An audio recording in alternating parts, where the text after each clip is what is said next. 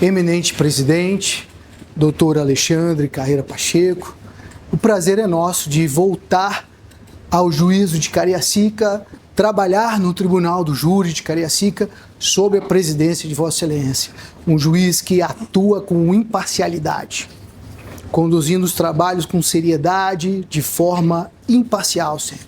O prazer é todo meu em reencontrá-lo.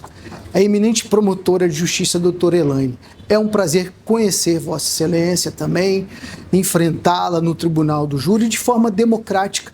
Podemos não concordar com as teses, mas isso faz parte da justiça. O símbolo da justiça é uma balança para que se tenha uma acusação forte, o Estado é forte, mas que para também se tenha defesa. Nós não ditamos o resultado. Quem dita o resultado é Deus, com a influência dele sobre os senhores e a percepção que os senhores vão alcançar dessa prova. Eu quero cumprimentar os meus colegas de advocacia, de defesa, a doutora Lauriene, que já estava nos autos. Quero cumprimentar o doutor Igor, o doutor Flávio, a doutora Luana, que eu tenho o prazer de ser casado com ela também, a Leia, que está aqui nos auxiliando como estagiário. É uma honra estar trabalhando aqui com vocês. Quero cumprimentar os membros da família do Lucas, que estão aqui assistindo, o tio e a irmã, estão aqui ao lado dele, torcendo pela restauração de vida dele. Quero cumprimentar os policiais militares que trabalham aqui no Tribunal do Júri, com muita destreza, com muita determinação, competência, são sempre educados com todos aqui. E eu tenho um grande carinho pela corporação militar, porque eu tenho vários primos que são militares, tive tios que são militares, e meu pai foi militar por um curto período do início da vida profissional dele.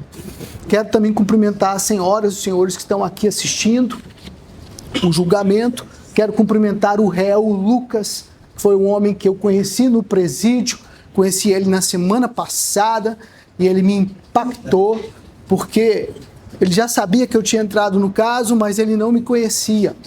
E quando eu sentei de frente com ele, ele olhou para mim, ele disse: doutor, só tem um problema. Qual é o seu problema? Ele disse: eu não quero mentir. Eu não vou mentir, porque eu fiz um concerto com Deus. Eu falei, que coisa boa, porque a mentira, ela é sempre desmascarada diante da justiça. E quando a gente pode trabalhar com a verdade, tudo isso é muito bom. E eu quero cumprimentar os senhores jurados, que hoje têm essa missão dificílima. E nós temos um conselho de sentença bem heterogêneo, com homens e mulheres, que sem dúvida representam a sociedade de Cariacica e vão julgar aqui com independência, com a íntima convicção de vocês, para fazer justiça da forma que vocês sentem, após ouvir a versão da acusação e agora ouvindo a versão que será apresentada pela defesa. E o que chama a atenção para mim nesse caso é o tempo. Há um velho ditado no mundo jurídico, um ditado milenar, que nos diz que justiça que tarda é justiça que falha. E nesse caso, nós temos um grave erro jurídico na construção da acusação. Para começar, por causa do tempo. O fato acontece no dia 8 de dezembro de 2008. E já ali, naqueles primeiros momentos, Lucas é preso, Renato é encontrado no hospital, é interrogado, Lucas é interrogado. Agora, misteriosamente, a denúncia só é apresentada a esse juízo no ano de 2014, 6 anos depois. Nesse intervalo de tempo, olha que interessante, nesse intervalo de tempo, logo no início, o juízo, inclusive uma decisão do eminente presidente, coloca Lucas em liberdade pela prática da autoria. Lucas está aqui hoje, nesse processo, em liberdade. Nesse processo, ele está preso, cumprindo pena pela prática dos delitos, do delito específico que ele praticou após esse fato. E nós vamos conversar sobre isso. Então, os intervalos de tempo são enormes. A justiça falha na condução dessa investigação criminal. A promotora frisou a data do interrogatório. Lucas é interrogado no ano de 2020. O fato acontece em 2008 e só 12 anos depois ele é interrogado.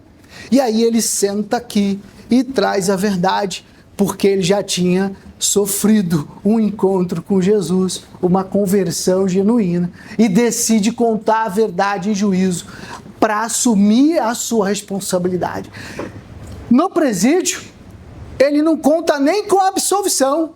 Quando ele me conhece, ele fala: doutor, sei que eu vou ser condenado, mas eu quero apenas uma pena justa para eu cumprir, para eu restaurar minha vida e poder voltar para a sociedade. No presídio, esse rapaz, esse homem, tem uma profissão. Ele é um alfaiate habilidoso. Ele costura, desenha, corta e costura roupas de forma habilidosa. Um ofício que ele aprendeu lá dentro. Agora, hoje, sobre esse fato que aconteceu em 2008, nós vamos defender como primeira tese uma legítima defesa plena. Lucas agiu para se defender. Quando chegou lá para tirar satisfação, foi alvejado por Renato, que se vitimiza e conta uma história que também não é verdadeira, e nós vamos mostrar o porquê. Na sequência, nós vamos desdobrar essa tese para, se vocês não aceitarem a legítima defesa pura, que aceitem que Lucas agiu com um excesso culposo. Ele reage a uma agressão injusta, momentânea, mas ele age de forma imprudente e imperita. Agora, se vocês também não aceitam essa versão, nós vamos trabalhar com uma versão que mostra que a aplicação das qualificadoras que estão presentes ali no parágrafo 2º do artigo 121, no inciso 1º, que diz que o motivo para a prática do crime era um motivo torpe, e quarto, que seria o meio que impossibilitou que a vítima se defendesse.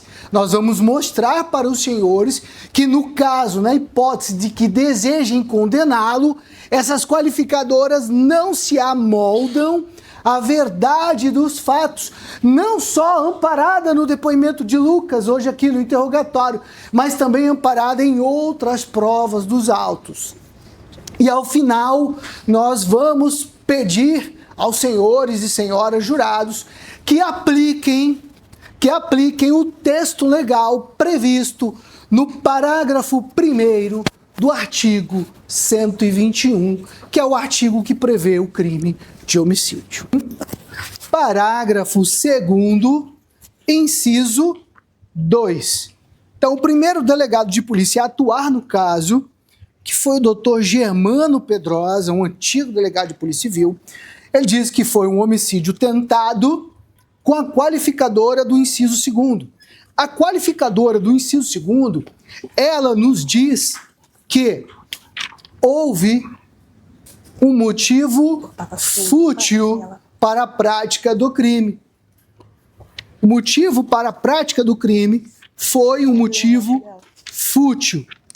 Não foi o motivo torpe e também não houve a qualificadora do inciso 4, que diz que o crime teria sido praticado a traição, ou emboscada, ou dissimulação, ou outro recurso que dificulte ou torne impossível a defesa da vítima. Essa data aqui, era o dia 9, 24 horas depois. A investigação continua, os policiais ouvem eles ali e tal. E aí nós temos um novo documento. Na folha 256 dos autos, tem o relatório final da investigação. Foi produzido pela doutora Isabela de Almeida Miranda, uma delegada de polícia, já no dia de 3 de abril de 2014.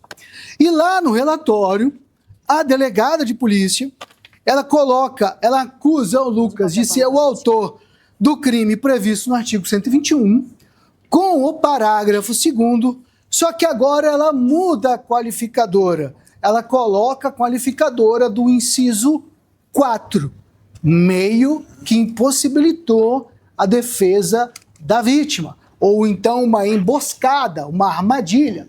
Percebam como realmente é difícil lidar com esse fato.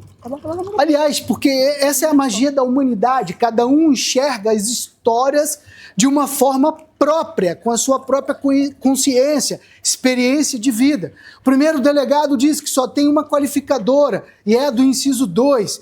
O segundo delegado de polícia diz também que só tem uma qualificadora, e agora é a do inciso 4. É claro que o Ministério Público, ele é o dono da ação penal. Ele é o dominus litis. E quando ele vem com a peça de denúncia, que é a inicial acusatória, que é onde a ação penal ganha corpo, existe, e aí sim ele dá a visão dele, que é uma visão que aumenta as imputações contra Lucas. Ele traz o inciso 1º, porque aí ele diz claramente que o motivo para o crime foi torpe, o motivo era torpe, e ele traz também o inciso 4, aonde ele não esclarece com muita certeza que o inciso 4 se baseia no meio que impossibilitou a defesa da vítima. Vítima. Com surpresa. Sim, com surpresa, né? Então ele não diz se foi emboscada, ele diz assim, recurso que dificultou a defesa da vítima porque foi surpreendida com a ação do denunciado, ela foi surpreendida. Só que aí o problema que a gente tem, a gente já viu a diferença aqui.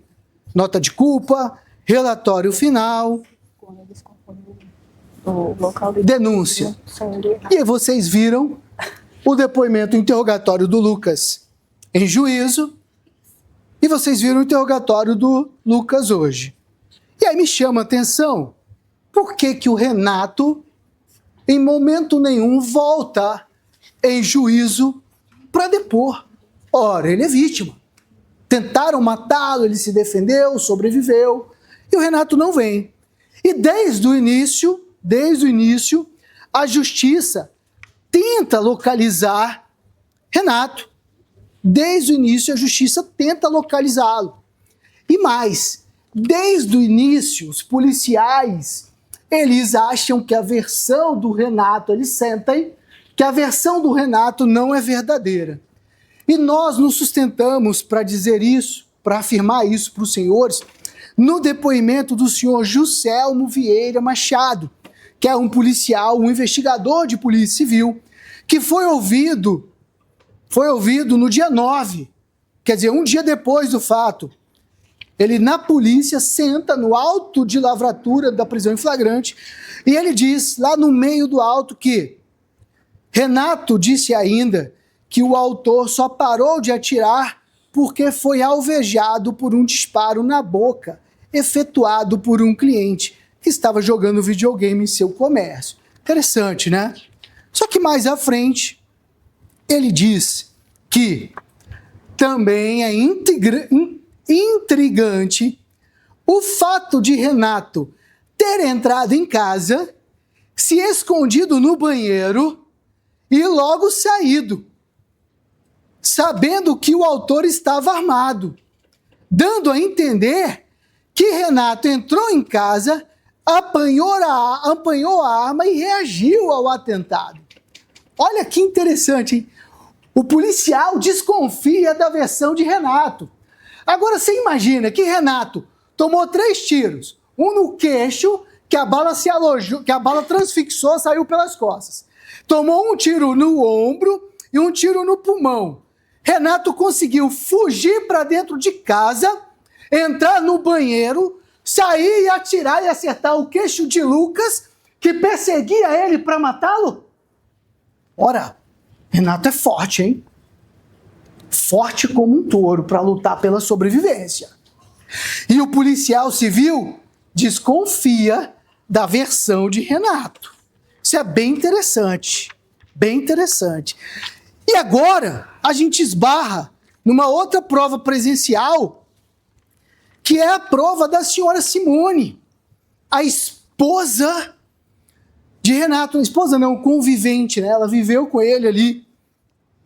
Que ela diz o seguinte, que quando ela foi perguntada pela autoridade policial como ela tomou ciência do crime, ela respondeu que estava chegando à sua residência por volta das 18h30, na data de ontem, e avistou uma motocicleta. Então ela estava chegando, ela viu a motocicleta, que a declarante não se recorda a cor, com 2 ocupantes, sendo que o carona estava vestido de uma blusa laranja. Laranja. A blusa do réu é vermelha. Uma calça jeans, um tênis, um capacete vermelho. Capacete vermelho. Que essa pessoa era magra, branca, altura mediana, cerca de 1,70 m, e não reparou se ele tinha tatuagem. Que o motorista da moto estava de camisa preta, que a declarante avistou o carona da moto saltar, sendo que seu marido, Renato, estava em pé na calçada. E logo depois o carona sacou de 2 armas, não sabendo precisar que tipos de arma eram, mas sabe que ambas eram pretas e começou a atirar em seu marido, Renato. Então ela de longe, chegando, ela visualizou toda essa cena. Sendo que o mesmo correu para o interior da sua residência. Ele atirou, mas ela não disse que ele foi alvejado. Disse que ele correu para dentro da residência. E o carona da motocicleta correu atrás dele. Que a partir do momento em que seu marido correu para o interior da residência, a declarante correu para entregar seu filho menor a uma vizinha. Quer dizer, ela continuou vendo os fatos? Não. Porque ela corre para entregar a criança para a vizinha. Então ela não assiste o resto da história que foi empurrada nela, porque eles ouviram essa história de Renato, que é um criminoso, que é um traficante de drogas que mantém uma boca de fumo ali. E é um cara experiente, porque o crime acontece em 2008, mas desde 1997 Renato é traficante de drogas. Renato tem passagem pela polícia. Então Renato é um cara vivido, experiente e é agressivo, porque quem está nesse meio também é agressivo. E cá entre nós, homens jovens, vivendo na periferia, num local pobre, eles não têm o sentimento de segurança, porque as viaturas da PM não frequentam aquela periferia como frequentam talvez o centro de Campo Grande, talvez o centro de Vitória, talvez bairros que são melhores do que aquele que era uma extrema periferia da cidade, principalmente naquela época, de 2008. A estrada era de chão, era de terra. Qual é o sentimento de segurança que se tem lá? Todo mundo que vive nessa região, todo homem que quer defender a sua casa, a sua vida, a sua família, comprava pelo menos uma arma de fogo para ter em casa. Ah, ele está cometendo um crime? Tá, mas essa é a realidade da sociedade. Voltem no tempo, voltem a 2008. Essa é a realidade de um homem. E aí o depoimento dela sobre o fato termina ali. Ela diz que a declarante entrou no bar e encontrou, quer dizer, ela foi lá, deixou a criança e ela volta para o bar. Aí quando ela volta, ela encontra no bar o marido dela. Ela encontra no bar o marido dela. Vai para o bar e encontrou o marido dela dentro do banheiro de casa. Ora, ela entra no bar e encontra o marido no banheiro da casa. Percebam como não tem coerência o depoimento dela. Igor, traz o depoimento dela para a gente trabalhar aí no juízo. E o que acontece dali para frente? Eles encerram, vão falando da vida pessoal, ela fala que Renato já teve problemas, tal, e termina ali falando que Renato tinha um mercado, dava dinheiro a juros. Renato disse que fazia algumas operações, prestava dinheiro, comprava e vendia um carrinho, tudo ali, por isso que ele tinha aqueles cheques guardados dentro de casa. Renato some, Renato corta, vai embora. O delegado, doutor Germano, manda procurá-lo para ele ser ouvido. Ele não é ouvido mais nem na polícia. Na justiça, várias diligências são empreendidas. Peraí, Igor, deixa nessa tela primeiro. São empreendidas para poder localizar o Renato e a Simone, e eles só acham a Simone vivendo lá em Rondônia, no estado de Rondônia. E aí nós vamos para o depoimento da Simone em Rondônia. E eu quero que os senhores prestem atenção, nós aqui estamos dentro do PJE, e vocês vão perceber que nós temos 5 arquivos de vídeo. O depoimento que era para ser um arquivo de vídeo só, foi picotado em 5 arquivos de vídeo. E eu quero que os senhores prestem atenção na voz que conduz o depoimento. Vamos lá, vamos transmitir esse depoimento para vocês. Vamos pelo início, eu vou investir meu tempo de fala para que vocês assistam todo o depoimento. Por favor.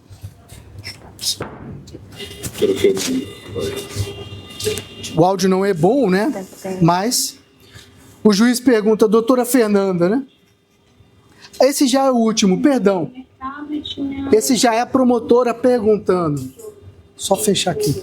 Esse não é o primeiro é esse que está embaixo aqui, né?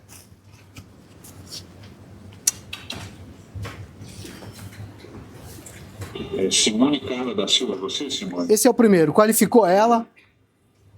Você... Estou prestando atenção que é uma voz masculina? É um homem? Era casada com o Renato? Vive junto? Uhum. Vivia com ele ainda, hein? E ele não apareceu. Ainda vive junto? Sim. E... Impressionante, né? 2008 estavam juntos também? Na época que aconteceu isso aqui? A gente estava junto. Ele não está morando aqui? Uhum. Dá um pause aí. Olha que estranho. O juiz é o juiz, tá? Não é o promotor. E a regra do processo penal desde 2008, o artigo 212 foi modificado, que diz que quando a testemunha da acusação, quem começa fazendo perguntas é o promotor ou a promotora. Depois a pergunta é transferida para a defesa. E o juiz, se tiver que esclarecer alguma dúvida que ficou para ele, pode perguntar. Aqui eu vou provar para vocês que é o juiz o tempo inteiro. E o juiz manobra o depoimento. Você vê que ele não entrou no mérito, não. Mas é ele que está conduzindo, tá? Vocês viram a voz masculina, né? Então vamos em frente aqui. Vamos para o segundo vídeo. Ele mandou dar uma pausa aí. O que ele fez? Então, Simone, a senhora vai ser ouvida como um informante, tá bom?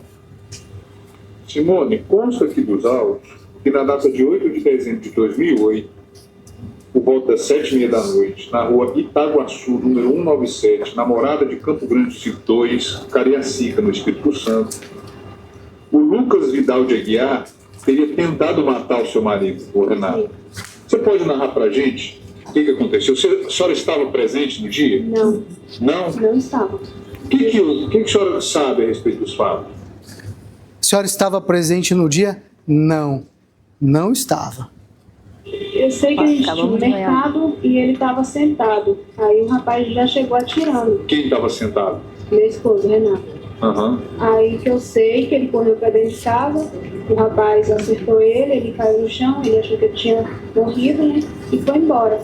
Quando eu cheguei, ele já estava saindo indo para o hospital. Tá vendo a versão no vídeo? Ela não viu os fatos, ela não estava, ela sabe. Ela sabe por quê? Porque ela continua vivendo com o Renato. Então ela ouviu a versão do marido dela e ela vai ficar do lado do marido dela. Então ela não presenciou os fatos. Só que aí o juiz faz o quê? Para a gravação. Ele para a gravação e ele retoma. Ela pula da versão. Eu cheguei em casa. Ó. Eu estou olhando aqui no... Você foi ouvido na delegacia, não foi? Na delegacia constou aqui. Tomou ciência do crime, respondeu que estava chegando à sua residência por volta das 6h30 da tarde e avistou uma motocicleta que a declarante não se recorda a cor, com 2 ocupantes, sendo que o carona estava vestido de blusa laranja, deu detalhe da roupa da outra pessoa, que o motorista... Isso aconteceu? Então a senhora viu acontecer. Vi já indo embora. Tá, mas é isso. Essa parte que você falou bem curtinho é que você precisa dar mais detalhes. Certo? Então, você chegou por volta de que horas? Estava chegando de onde? Estava na casa da tia dele. Estava na casa da tia dele, da tia do Renato. Sim. Quando você chegou, você estava chegando, você veio de a pé, de bicicleta, de moto, de carro? De uma esquina, na próxima esquina. Você estava vindo a pé. Sim. Era claro ainda, já estava escuro, era de dia. Você foi chegando, de onde você estava, você avistou o seu marido? Não, só o cara que estava indo embora de moto. Quando eu entrei dentro de casa, ele já estava... Tá, então fala, conta pra mim, você ia chegando, o que aconteceu? Eu estava chegando e ele vinha. Ele quem? Meu esposo vinha saindo de dentro de casa e os dois fugiu de moto. E ele entrou no carro e foi para o hospital. Mas aqui você diz Da raiva desse que juiz. você, na delegacia você teria dito que até viu ele sacando a arma. Os ladrões? É, Quando eu cheguei, ele já estava saindo. quer dizer, aqui constou diferente, ó. Que o motorista da moto estava de camisa preta, você lembra disso? Não lembro. Você lembra a cor da camisa do outro? Você lembra quanto estava na moto? 2. Você lembra que moto que era? Não. Você lembra que horas que isso aconteceu? Super à tarde.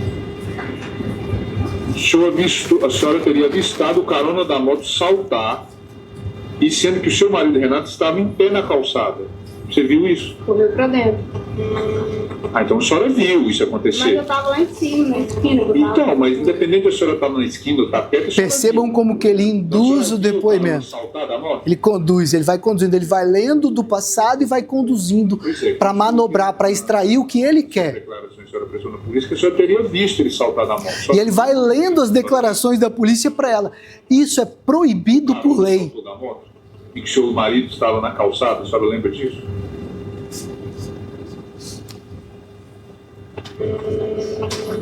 Tem muito tempo. Não lembro. A senhora lembra quais eram as roupas das pessoas que estavam na motocicleta? Aí constou que ele sacou, que o seu marido estava na calçada, logo depois o carona sacou de 2 armas. Não sabe precisar que armas eram, mas sabe que ambos são pretas e começou a atirar em seu marido. A senhora viu isso acontecer mesmo? Lá de cima eu vi quando eles chegaram e ele saiu correndo. A senhora escutou os disparos? Escutei. Quantos disparos a senhora escutou? Foi muito. Mais- Perceberam como ela já mudou? Agora ela traz a versão que ele quer, Os disparos eram que ela traz, que ele induz, que ele conduz ela a trazer. capacete, não estava? Olha lá. Foi de capacete. Os dois estavam de capacete ou era só um que estava? No início, no primeiro vídeo, ela disse: Não tem. não vi nada, Qual não a presenciei. distância que você estava? De onde você estava para onde os motociclistas estavam? A moto. Você sabe Eu precisar? estava 2 esquinas acima da minha casa. Isso daria o quê? 200 metros? Uma quadra. Uma quadra? Ele pausou E era claro ainda. e a dele estava em 15. A gente começou.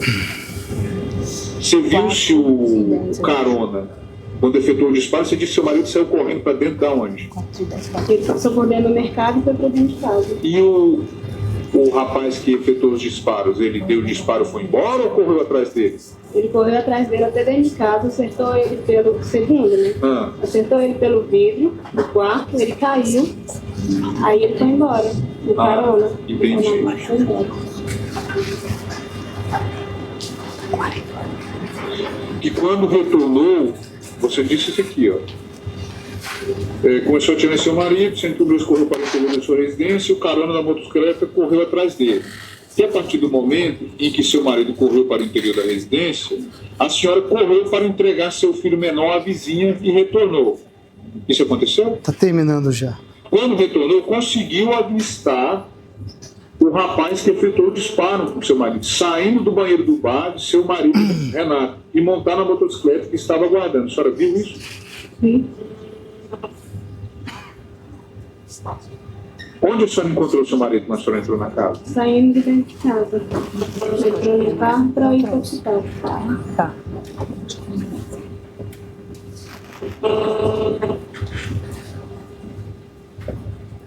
Então, pausa aí. Dá um pause aí. No terceiro vídeo, ele vai mudando ele para quê?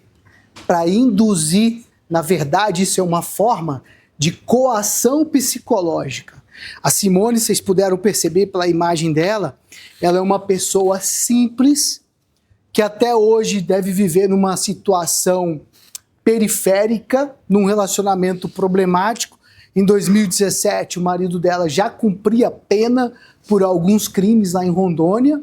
Ele cumpre pena até hoje. A guia de execução penal dele está juntada nos autos aqui. E aí o juiz, quando vê que ele não tá, que ela não tem a versão que ele quer para acusar, o juiz, peraí, dá um pause. Aí ele pega e lê, e aí ele começa a ler o depoimento para ela. Isso não é certo? O juiz pode fazer isso? Não, o juiz não pode fazer isso. Porque hoje o processo penal, ele é um sistema acusatório. A promotora que faz as perguntas para a testemunha de acusação. E como que eu descobri que isso era um juiz fazendo a pergunta? Quando eu fui ver o termo da audiência, eu descubro que é o meu xará, o juiz de direito, Dr. Leonardo Meira Couto, folha 370 dos autos, tá aqui. E a promotora, depois, muito timidamente, faz 2 ou 3 perguntas. É a doutora Fernanda Alves Poppol. Tá aqui o documento. Tudo errado, gente. Se a defesa tivesse atuado com eficiência e diligência, esse depoimento tinha sido anulado e retirado dos autos.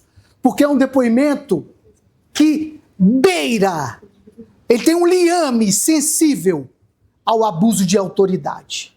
Tem um liame sensível. Porque quem tinha que estar fazendo perguntas era a promotora. E tinha que ficar tudo consignado direitinho aqui.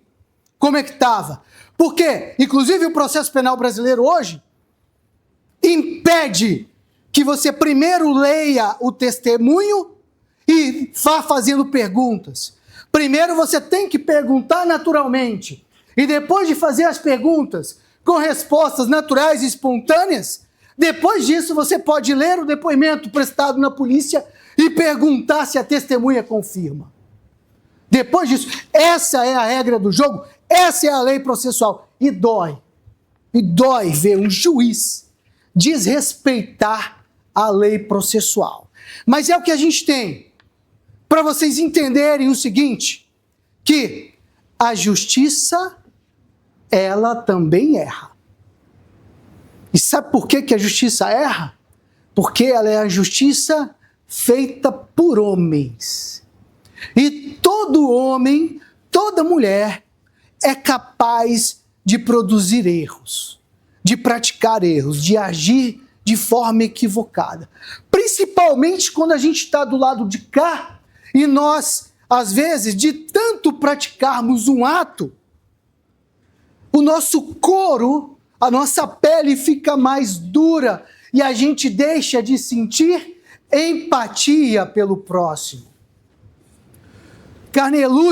Francesco Carnelucci, na sua obra As Misérias do Processo Penal, em um determinado momento, quando ele fala da figura do advogado, ele diz que o pecado mortal para o advogado é a soberba, é a arrogância. Por que ele diz isso? Porque o advogado que ele acha que ele é superior ao juiz, que é a representação do Estado e que ele pode confrontar o juiz, esse advogado ele ainda não entendeu que o único poder que ele tem é o poder de usar a palavra.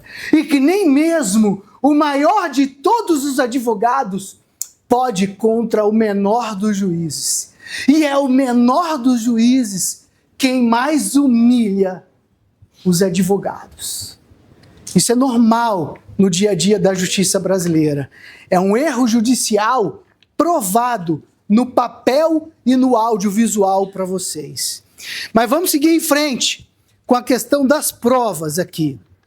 com a questão das provas.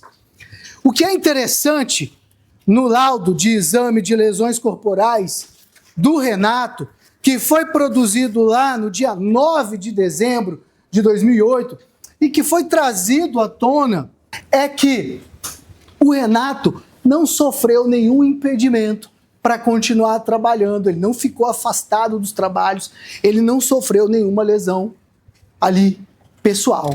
E o que acontece? Olha a dinâmica dos fatos. Vejam se faz mais coerência. A versão do Renato, que é um criminoso habitual, é um traficante de drogas, que até hoje está cumprindo pena no sistema. Renato está condenado ao tráfico de drogas. Teoricamente, ele tem que estar preso em um presídio em Rondônia, tá? E a versão da Simone, que é a esposa dele, vai ficar do lado dele. Mas vocês viram que a versão dela não bate. Mas a versão do Lucas, que é o homem que senta aqui hoje, confessa. Lucas confessa. E Lucas disse que foi lá para tomar satisfação. Ora, quando você tem 21 anos de idade, mata um amigo seu e você vive meio solto ali, a mãe dele abandonou a família, se separou do pai, nunca mais criou eles. O pai é um agricultor no interior de Rondônia. Ele desce aqui para morar com a irmã para tentar a vida. E ele está vivendo na periferia ali meio desgarrado, sem referência. Sem referência. E tem 21 anos de idade. Ele tem coragem. E ele decide tomar satisfação com o Renato. E vai lá atrás de Renato. Chama um amigo, um colega, um conhecido para levá-lo. Desce. Ele disse, ele confessa aqui, excelência, que ele desce com a mão na cintura, porque ele sabe que Renato é traficante de drogas e ele está indo num comércio que é usado para simular comércio, mas na verdade para vender droga. E quando ele entra no estabelecimento comercial, ele enxerga pela esquerda e já vê Renato pronto. Ora, aquilo é uma boca de fumo. Renato é um cara precavido, experiente no tráfico. Quando chega dois caras de moto, ele já está atento. O que ele faz? Fica atrás da pilastra e se prepara para atirar. Quando ele vê que é o Lucas e acha quem é esse cara, o que ele faz? Ele atira no Lucas. Ele atira no Lucas. Só que o tiro dele também não é um tiro fatal, engraçado, né? Olha a coincidência como Deus faz as coisas. O tiro que o Lucas acerta no Renato é idêntico ao tiro que o Renato acerta no Lucas. O tiro do Lucas entra onde? No queixo, do lado esquerdo, e a bala desce e fica alojada na coluna. O tiro do Renato transfixa as costas. Olha que coincidência. Então ele atira no Lucas, vem, Lucas joga, cai para trás. Quando o Lucas vê a bala, toma o tiro, Lucas já faz assim. E aí a bala entra no queixo e desce para a cervical dele. E Lucas já saca a arma e começa a atirar. Renato acha o quê? Opa, acertei um tiro no rosto dele, agora eu termino de matar. Renato sai de trás da pilastra e se expõe. E a primeira regra que Renato quebra quando está no tiroteio, qual é? Quando você entra no tiroteio, você busca abrigo. Mas Renato não, eu vou matar esse cara agora. Renato sai da pilastra para continuar a atirar. Ele só não contava que Lucas ia reagir e começa a atirar nele.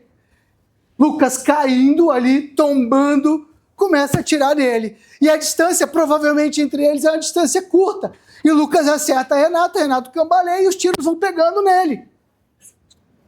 E quando o Lucas dispara um 38 de 6 tiros, é uma arma pequena, de calibre pequeno, um 38, você atira em 10 segundos. Você pode dar os 6 tiros em 10 segundos. Eu acredito que ele deu os 6 tiros. Só 3 pegaram no Renato. E eu acredito que Renato tenha atirado mais nele. Que essa versão do Renato que tinha um cliente jogando videogame é para quê? Para se proteger. Porque Renato sabe que se ele conta a verdade, o que acontece com ele? Dificilmente ele ia entrar numa legítima defesa, porque ele tem histórico de tráfico de drogas. Dr. Germano, que era um delegado em Adura, ia prender ele também. Tanto que Renato faz o quê? Vaza. Renato pega a esposa, filho e volta para Rondônia. Está latente. E por que esse homem ia vir aqui hoje e ia confessar? Hoje ia confessar. Não, ele começa a confessar em 2020, né? 2020 ele confessa. 12 anos depois. Ele não precisava nem ter se convertido para ter arrependimento. Mas ele se converte. e chega e fala: eu quero contar a verdade, eu quero pagar a minha conta com a sociedade. Só que a verdade dele é uma verdade tão real que a humanidade vive isso há mais de 2000 anos. E nós temos registros da existência de legítima defesa há mais de 2000 anos na nossa sociedade. E aqui você poderia dizer até que se tem uma legítima defesa recíproca, talvez. Vamos supor que Lucas realmente chega e atira nele, no Renato. Mas Renato vem com excesso e dispara na direção de Lucas. E Lucas, alvejado, começa a cair e atira também. Essa versão que Renato corre para o banheiro da casa e Lucas vem atrás é uma versão fictícia, que a polícia desconfia dela e a polícia começa a chamar Renato para ser ouvido. Só que Renato fugiu. E a legítima defesa, senhores e senhoras jurados, ela exige que, naquele momento em que os fatos estão acontecendo, tá? Naquele momento que os fatos estão acontecendo, você tenha uma violência real, uma agressão real e iminente contra o réu. O artigo 25 do Código Penal diz que entende-se em legítima defesa quem, usando moderadamente dos meios necessários, aí vem um problema que eu vou desdobrar a tese. Lucas usou dos meios necessários, na minha visão, ele usou de forma fortuita, depois de tomar um tiro no rosto, a adrenalina sobe naquele instante e ele não consegue mais ter discernimento. Então ele atira tudo o que tem. Mas vocês podem até entender que não. Mas ele usa de meios moderados, necessários a repelir uma injusta agressão. É necessário repelir uma injusta agressão? É, porque Renato disparou nele. Ora, ele tomou um tiro no queixo, que rasga a aorta e para na cervical. Ele tem que atirar atual ou iminente. Aqui no caso a agressão não é iminente, a agressão é atual. Ele toma um tiro no rosto. Ele sai de lá cambaleando, em choque, porque está jorrando o sangue do pescoço dele. Há direito seu ou de ir ao trem. Ele está defendendo um direito dele de viver. Que na versão dele ele disse: eu vou lá tirar satisfação, sim. Porque se for o caso eu vou denunciar ele para a polícia. E até 2008, Lucas não tinha respondido o crime de homicídio. Esse crime de homicídio que a doutora trouxe para dizer que ele é soldado do tráfico. Esse crime acontece anos depois, alguns anos depois. Até 2008, Lucas tinha sido abordado uma vez com porte de arma ilegal. E ele comprava uma arma de fogo para andar no bairro ou para ter em casa, porque o bairro era um bairro extremamente perigoso. Agora, se Vossas Excelências decidirem que não cabe a legítima defesa ao Lucas, eu quero apresentar para os senhores a possibilidade de se aplicar o excesso culposo.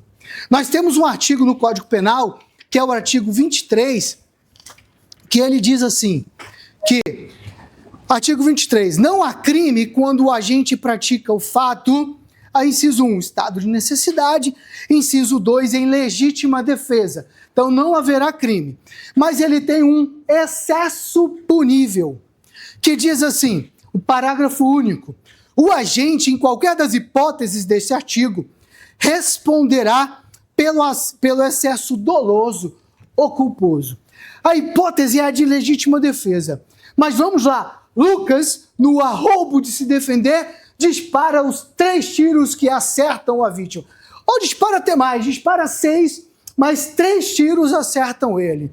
O que diz o artigo aqui? Lucas agiu com excesso culposo. E por que ele agiu de forma culposa? Porque a trilogia da culpa no mundo do direito, ela tem 3 características. A primeira delas, a negligência. A segunda delas, a imprudência.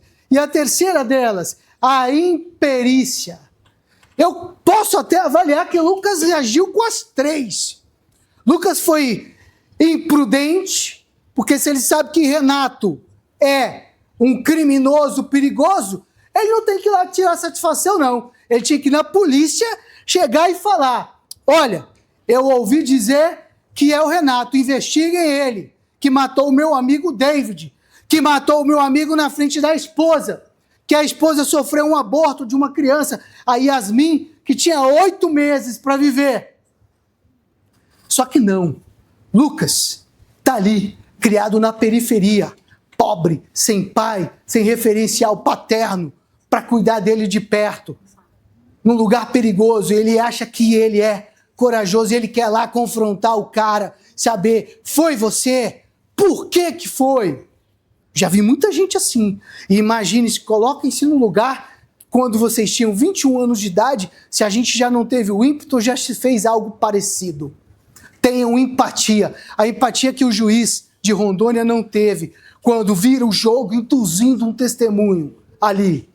Coloquem-se no lugar do próximo. Coloquem-se no lugar dele com 21 anos, pobre, periférico, vivendo num lugar que é como se fosse uma selva. E um amigo é morto, deixando uma viúva e uma mãe que perde seu filho. E ele segue ali. Ele foi imprudente. Lucas foi negligente, foi imperito, também foi. Foi negligente porque se ele vai lá, sabe que o cara é criminoso, ele devia ir protegido, pelo menos. Devia chegar lá com cautela, mas não, ele entra dentro do comércio, está com a arma na cintura, bota a mão na cintura, mas vai ver. E ele não é prudente. Então, quando ele olha, ele já está tomando um tiro no rosto. E ele é imperito. Por que que ele é imperito? Porque ele não tem preparação técnica para portar uma arma de fogo e reagir a um ataque que ele sofreu. Já está no final, não, fala. Agora, seguindo em frente com as teses de defesa, vocês decidem, vossas excelências decidem, não vamos aplicar o excesso culposo. Nós queremos condenar o Lucas pelo homicídio. E aí nós temos um problema para trabalhar com os senhores. Foi imputado na pronúncia e pela eminente promotora as duas qualificadoras. A primeira, que está no inciso 1, o motivo foi torpe, porque o motivo seria a guerra do tráfico. 2, o motivo previsto no inciso... O motivo não, a qualificadora do inciso 4, o meio usado por Lucas impossibilitou a defesa da vítima. Dificultou a defesa da vítima. Inciso 4. Então nós vamos lá. O motivo é torpe. A promotoria diz que o motivo é a guerra do tráfico, mas não tem um depoimento aqui, que prove que Lucas era soldado do tráfico e recebeu uma ordem para matar Renato. Não existe nos autos. Um depoimento sequer. Tá? 2. O motivo, ele foi lá tirar satisfação porque o Renato matou o amigo dele. 3. Ele disparou a arma dele porque Renato disparou contra a vida dele. Então o motivo dele ali não é de forma nenhuma torpe. O motivo dele ali é tirar satisfação. O motivo dele ali é sobreviver. O motivo dele é reagir a uma agressão injusta e iminente, que se ele não dispara, Renato sai de trás da pilastra e vem matá-lo. Opa, já dei um tiro no rosto, agora eu termino de matar. Esse é o motivo. Sobrevivência. 4, inciso 4. Meio que impossibilitou a vítima de se defender. Dificultou a defesa, né? Dificultou a defesa. Como assim?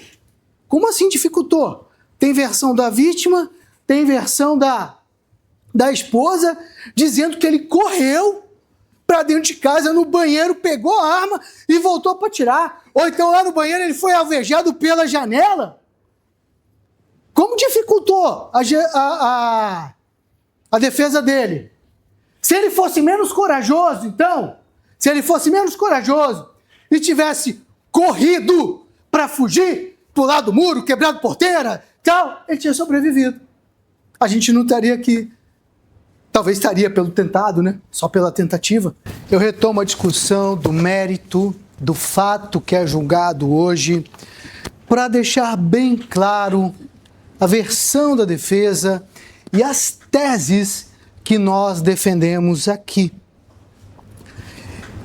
Lucas Na época dos fatos, no ano de 2008, há mais de 15 anos atrás, nós temos, na verdade, de lá para cá, 17 anos do fato. 17 anos.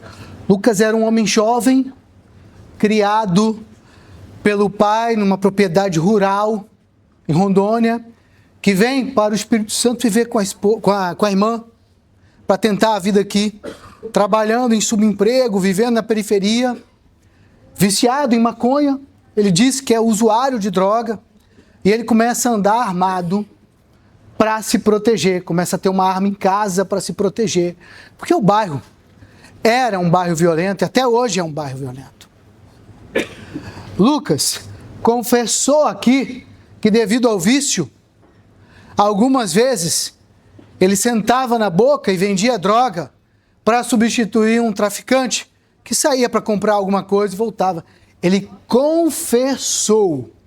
Ele sentou aqui diante de vocês, dos jurados e juradas, sentou aqui diante do juiz, da promotora e da defesa e confessa que cometeu esse crime. Ele conta a verdade.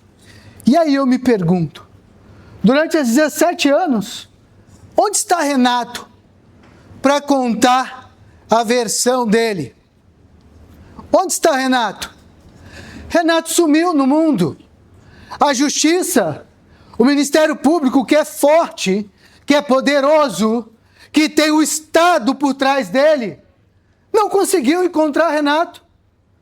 Mesmo Renato sendo acusado de vários crimes, ele não consegue localizar Renato para que Renato desse um depoimento para encarcerar o homem que foi acusado de tirar a vida dele. Um depoimento onde ele é vítima. Renato foge. Quem foge de vir à justiça quer a verdade? Na pouca experiência que eu tenho de vida, não. Quem quer a verdade vem aqui, senta humilhado e confessa. Lucas não precisava estar aqui hoje. Se ele achasse, eu vou ser condenado e tal, quero cumprir minha pena, ele podia ficar quietinho no presídio lá. Ele tinha esse direito. O júri ia acontecer de cadeira vazia. Nós iríamos defendê-lo de cadeira vazia. Mas ele veio colocar o rosto dele para ser visto. Renato e Simone não vieram. Simone só foi encontrada 9 anos depois. E quando ela senta para depor, ela diz que não viu nada, que ela chega depois.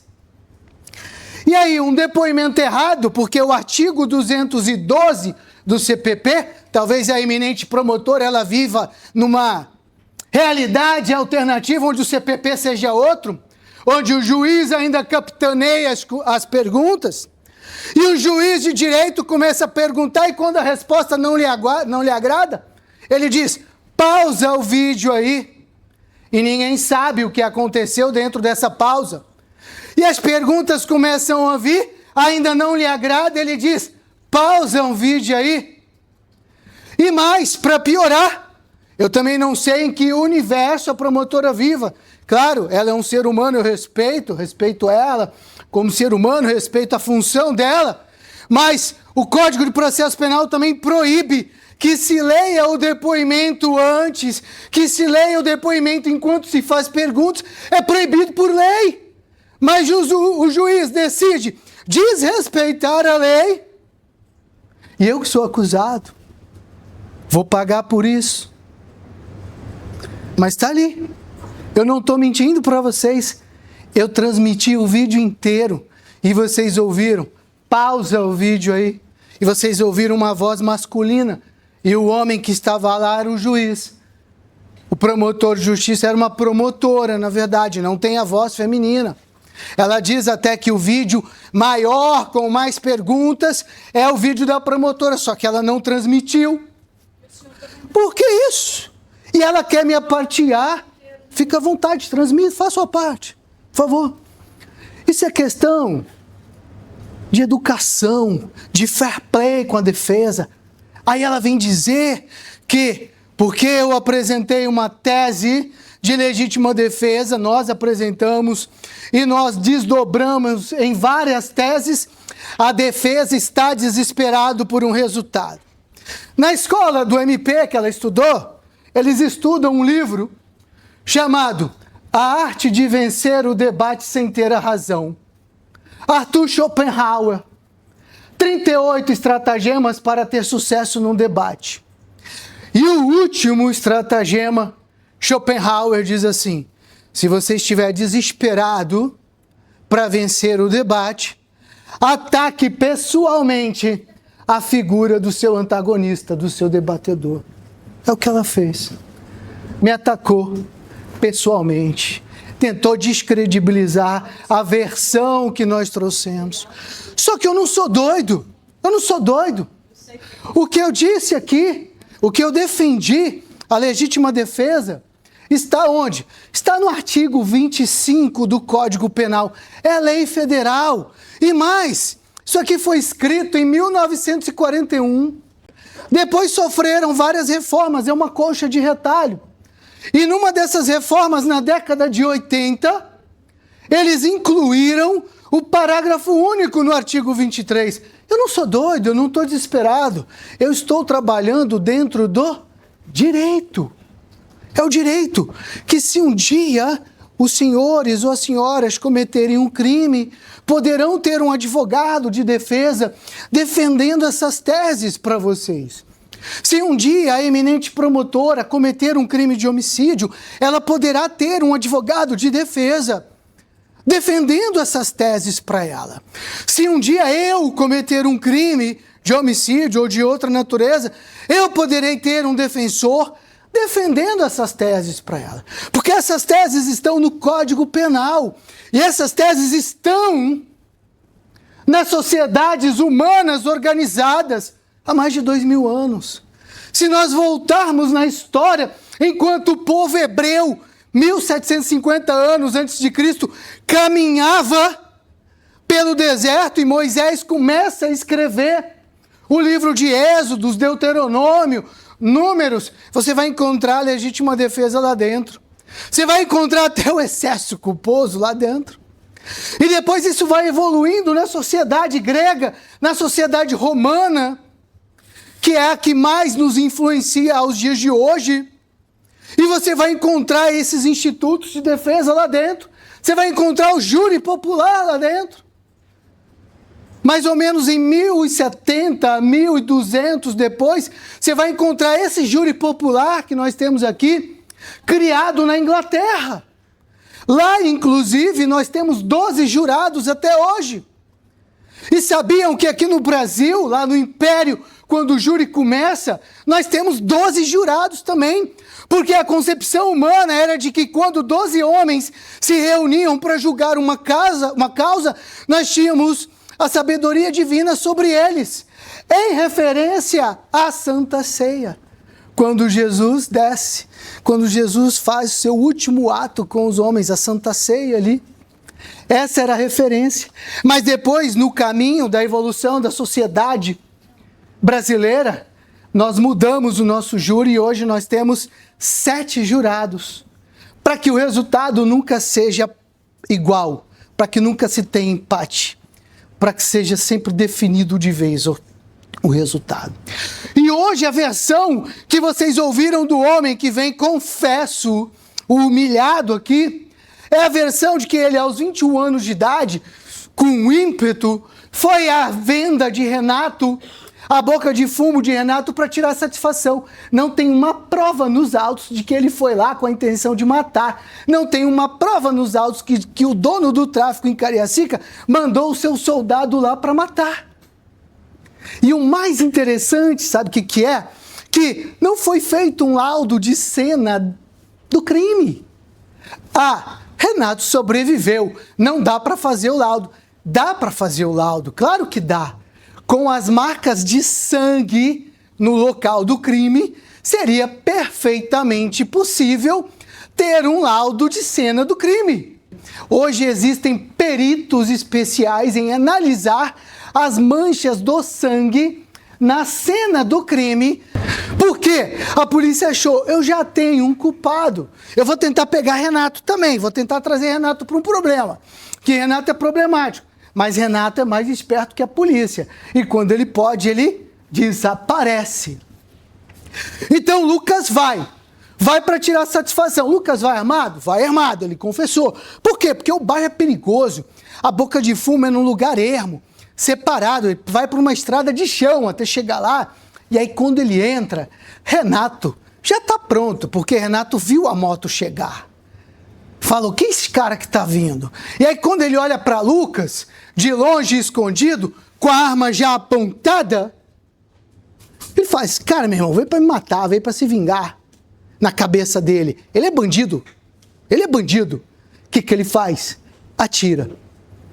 Quando ele atira, Lucas vê, se joga para trás, o tiro em vez de pegar na cabeça, pega no queixo, desce, atinge ele na cervical, corta a artéria. Enquanto ele faz esse movimento, ele saca o 38 dele e começa a atirar.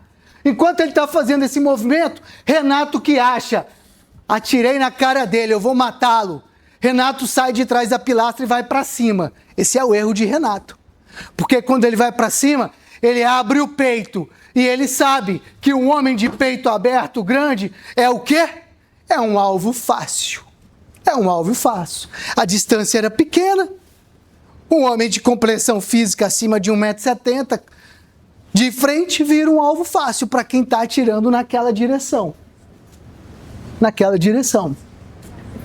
Essa é a cena do crime, descrita por Lucas, que veio em juízo em 2020, contou a mesma história. A história dele em 2020 não é diferente da história aqui. Lá em 2020, inclusive, no interrogatório dele, ele conta que David foi assassinado 2 ou 3 dias antes dele ir lá, e ele conta que a esposa estava grávida, o assassinato foi na frente da esposa e que ela sofreu um aborto. Por isso ele foi lá saber. E lá ele conta também que ele queria denunciar o caso para a polícia. O processo de homicídio do Lucas, que ele respondeu e foi condenado, acontece 2 anos depois desse fato. Pode ser que ele tenha se revoltado com a justiça, que é fraca, que não existe, que não tem policiamento lá na pobreza, na periferia, e tenha decidido virar um criminoso, mas que está resoluto cumprindo a pena dele. Mas lá em 2008, não. Lá em 2008 ele é um cara que está andando armado no bairro para se proteger e que vai lá tirar satisfação. Não vai para matar. E é recebido a tiro. E quando reage, é tratado como bandido. Por quê? Porque a polícia tem preconceito, sim. A polícia, quando olha para ele, esse cara aí, esse cara já esteve preso aqui com arma, tá? Isso é problema. Vamos arrumar um problema maior para ele. Só que o que me assusta, sabe, é demorar tanto tempo para isso. O problema começa em 2008 e só chega no judiciário em 2014. Que é isso? E vem aqui passar a mão na cabeça do sistema, falando que o sistema foi acusado. O sistema não errou, não? O sistema não erra, não?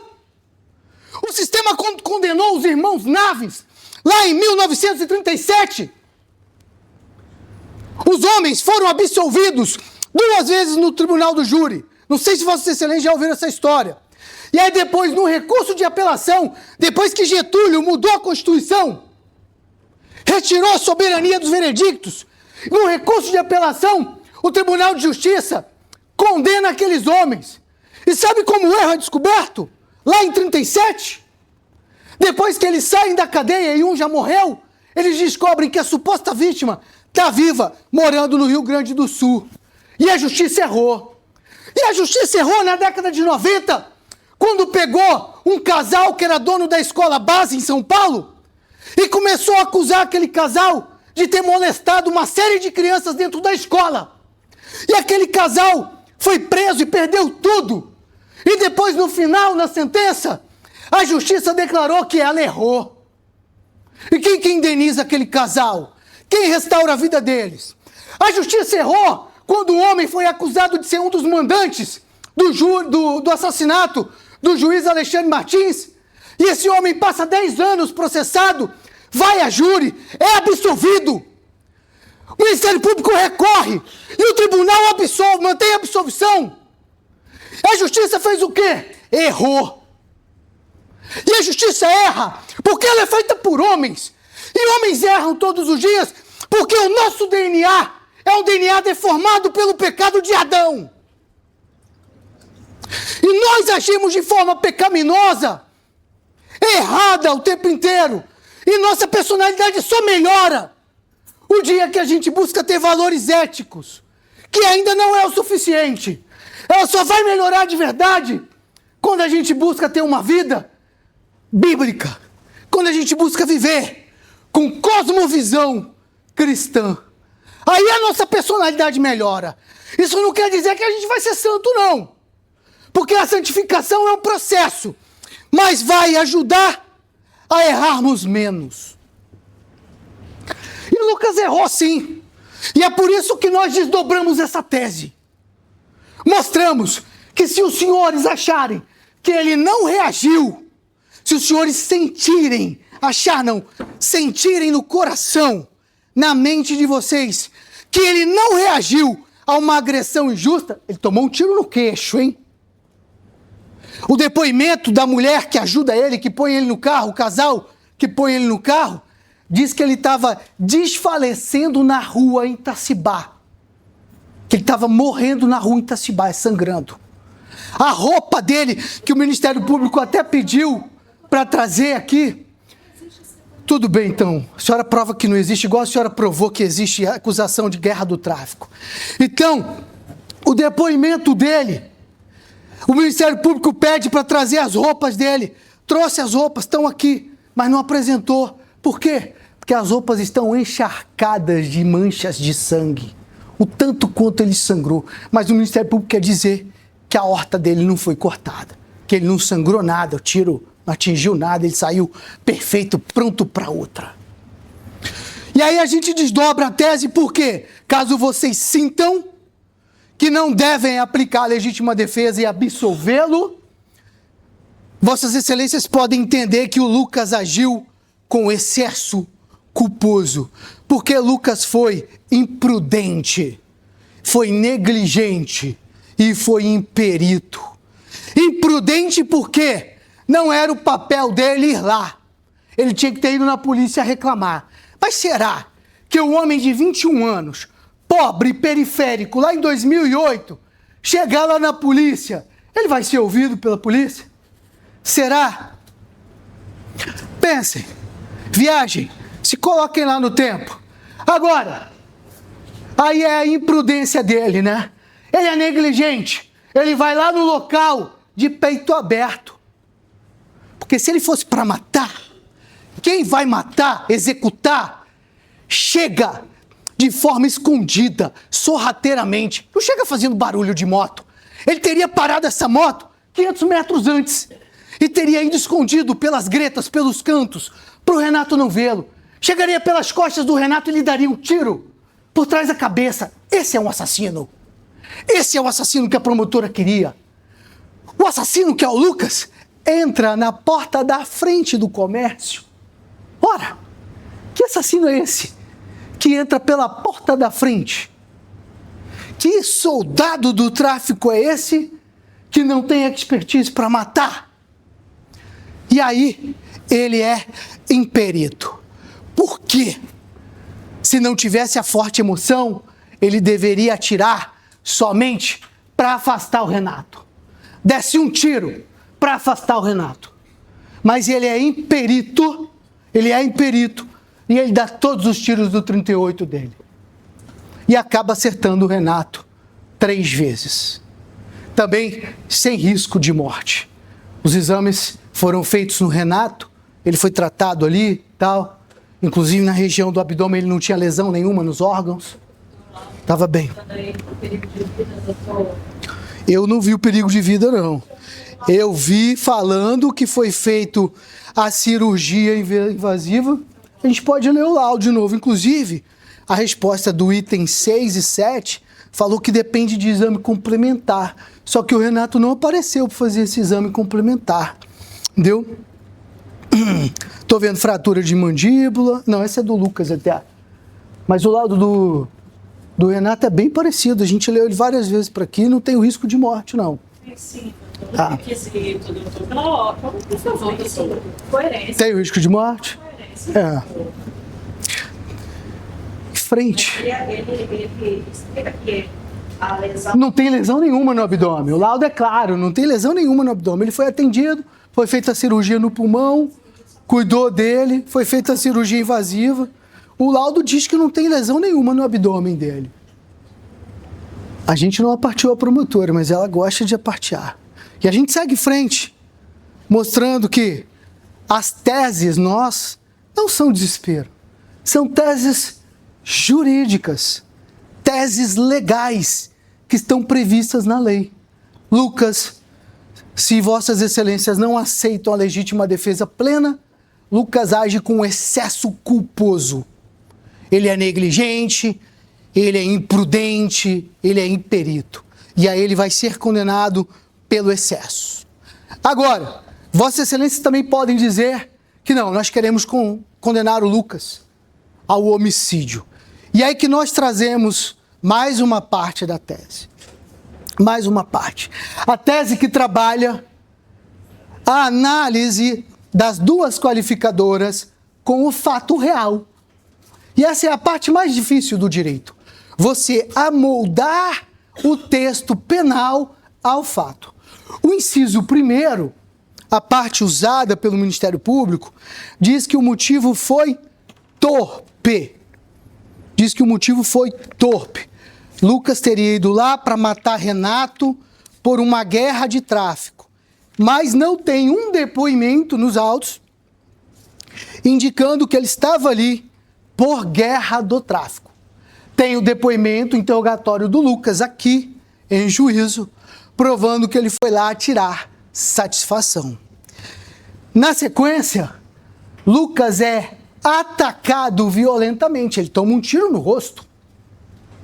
Reagir a esse ataque, nós temos um motivo torpe?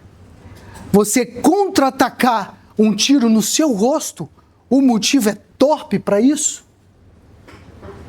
E mais, defender, tirar satisfação, esclarecer a morte de um homem que era seu amigo, que deixou uma viúva, que deixou um aborto ali, uma criança que foi abortada aos 8 meses, por responsabilidade do seu assassinato, esse motivo é torpe?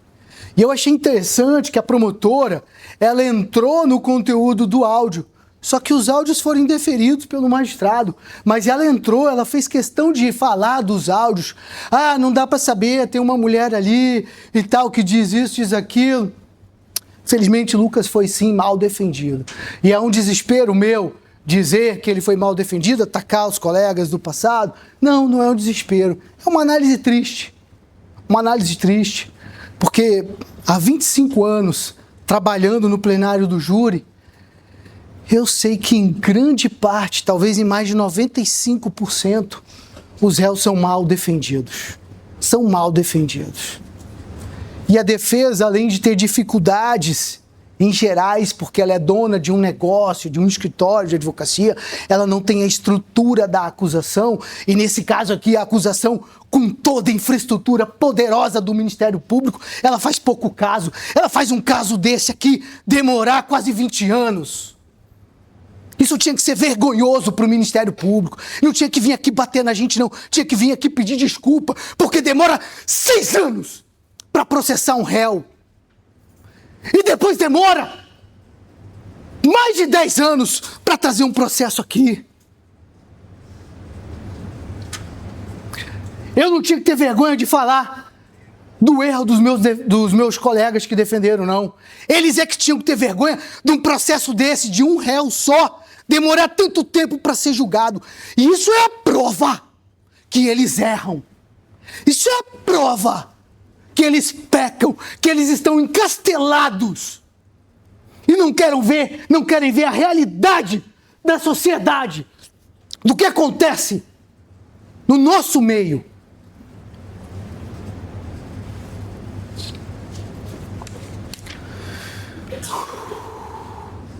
O motivo não é torpe. E aí vem a segunda qualificadora, o inciso 4.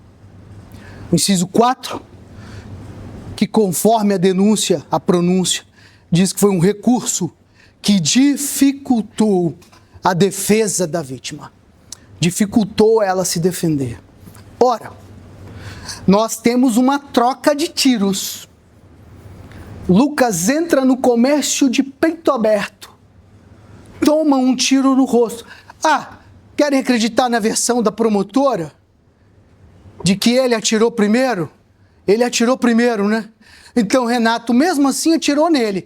Porque Renato não voltou a juízo para dar o nome do cliente que estava lá jogando videogame. Renato não veio. Os policiais foram atrás desse cliente e não acharam. Vocês viram aqui que eu li o depoimento do policial e o policial falou, é intrigante essa versão do Renato.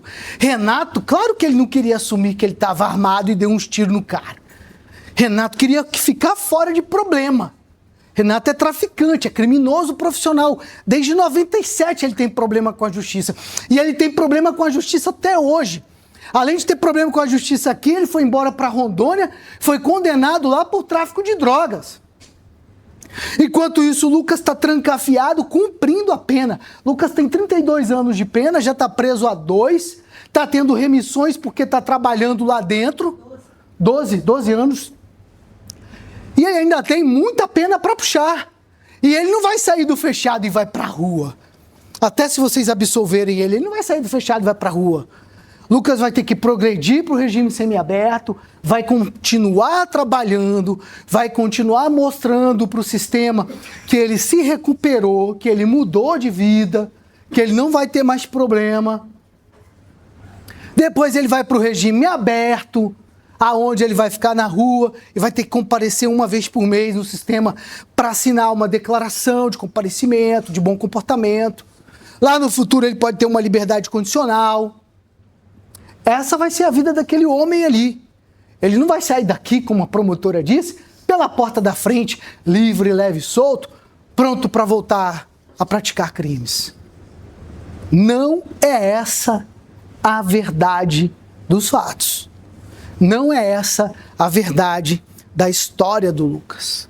Então, quando a gente olha para a cena do crime, até pelo pior ângulo do caleidoscópio, caleidoscópio é aquele instrumento que tem vários vidros cortados e quando você olha dentro dele, você tem várias visões, né?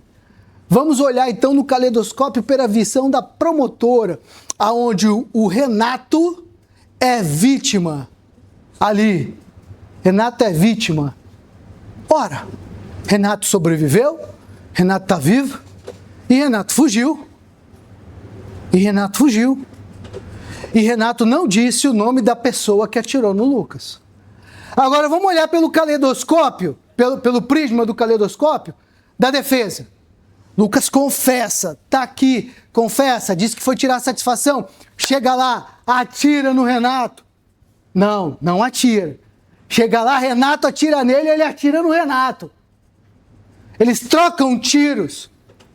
E um laudo de cena do crime, se a polícia fosse responsável, um laudo de cena do crime identificaria o quê? Além das manchas de sangue, identificaria se existiam projetis na parede, em alguns locais, em produtos do mercado, do bar. Identificaria tudo isso, mostraria a verdade. Mas a polícia, que já queria empurrar no Lucas e talvez empurrar outro problema no Renato, não, vamos fazer laudo de cena do crime porque o cara tá vivo e tal, deixa isso pra lá, dá muito trabalho, que a gente já tem aqui, a gente coloca os rapazes na cadeia. Tanto é difícil se posicionar, senhoras e senhores, que nós vimos aqui na prova. A nota de culpa tem uma capitulação. O relatório final tem outra capitulação. A denúncia tem outra capitulação. É difícil mesmo julgar esse caso. E aí, voltando, será que o meio usado dificultou a defesa? Claro que não. Renato atacou Lucas.